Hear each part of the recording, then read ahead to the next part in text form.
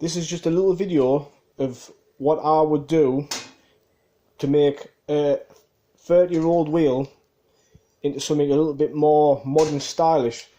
So what I've done is in the e-machine shop, I've drawn up a fake removable bolt-on beadlock system, so it just gives it a little bit more style. So you can have this wheel a different colour and then the rim style different colour also. So I've already drawn it up in the e-machine shop. So all I've just done is I've loaded it in sheetcam, and I'll show how I would set it up in my own cut paths in sheetcam. So this is what I've come up with.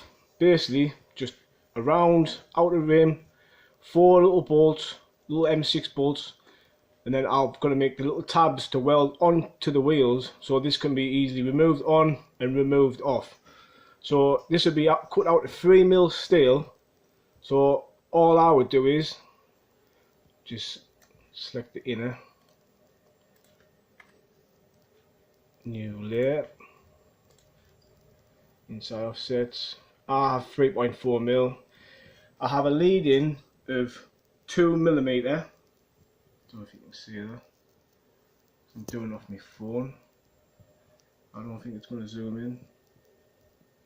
Anyway, my lead in is 2mm and my lead out is 1mm. So that's what I will come up with, but now I'm going to modify it to suit what I think would be better. So the first layers obviously now started by default by sheetcam. Only thing I would do is I like for example, there's the first starting point, which is okay. But what I always like to do is, if you just move the cursor around and just wait till it snaps in the middle. That's how I always like to start on a curved section with a perpendicular lead in. I don't know why, but on my machine it just seems to work a lot better than an arc or a tangent. It just seems to work better with a perpendicular. So obviously it'll start that one, then to that one, third one, and then on to the fourth one, and then obviously it'll go to from that 5 straight to 6 there. What I'll do there is I like to have it's just personal preference. I like to have it close as possible, so less torch travel. I just find it works better for me. So that's all been selected, and that one there is the last one of the last cut to be done on the first layer. Then it'll go to the last final to cut out the middle. What I would normally do is I would just get it a little bit closer, find it in the corner, just somewhere about there, and then on the outside layer have number 2 bang on the middle, and it just seems to work good for me. And all I do is on these little, I think these are 10mm slots, 6mm holes there, I've made my own path on leading, set feed to 65% output code. I have the THC on, then after 2mm the THC stays on, so it stays on all the time.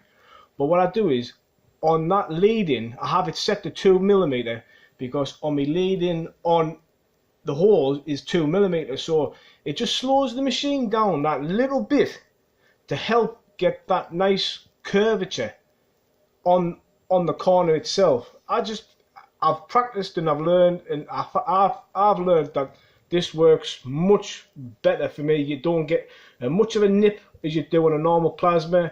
It just gets that nice curvature. Obviously if you have your THC set right with the right volts tolerance, it does really come out very good. Obviously what I'll do now is I'll just set it as a G code, and then I'll get some 2mm, because I always like to practice, always like to waste the thinner metal before I start cutting it on the more expensive metal. So what I'll do is on the next video I'll do a video of it fully cutting it out, and I'll try and get a shot of how it shows you on the lead-in, how it just slowly gets going and then it'll start to its full speed. Because I always think a little bit more, has a little bit more dross on the edge, but I'd rather have more dross than not as good quality, because it easily comes off, grinds off, flakes off, whatever. But I'll do a video tomorrow of it fully cutting out, and hopefully this video should show that it cooked quite well.